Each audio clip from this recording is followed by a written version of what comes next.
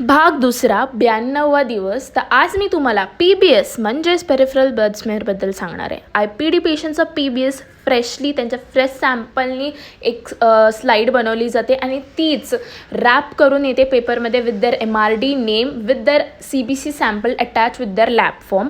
ही आपल्या CCLमध्ये येते. पण मोस्टली तिथे इंटर्न्स पोस्टेड असतात तर त्यांना एवढा अंदाज नसतो की आयडियल स्मिअर कसं असतं. तर ते एवढी स्लाईड परफेक्ट बनवत नाही, मोस्टली बनवतच नाही ती. कधी कधी तर ब्लँक स्लाईड पाठवतात, म्हणून रिपीट आपल्याला त्यांच्या CBC सॅम्पलमधनं स्लाईड बनवावी लागते. आता आयडियल स्मेअर कसं हवं आपल्याला, त्यांनी 2/3 ऑफ द स्लाईड कवर करायला पाहिजे, प्रॉपर टंग शेप असायला पाहिजे आणि डिपेंड ऑन द डायग्नोसिस. अनेमिक आहे, नाही आहे, नॉन अनेमिक आहे, तर त्याचे अँगल्स पण बदलतात. त्या अँगल्सनुसारच त्याचं डायग्नोसिस म्हणजे पुढे जी स्टेनिंगच्या नंतरची प्रोसिजर आहे सिम्पल होऊन जाते की हां बाबा एवढे एवढे काउंट्स आहेत, हां बाबा तसं तसं आहे. तर ते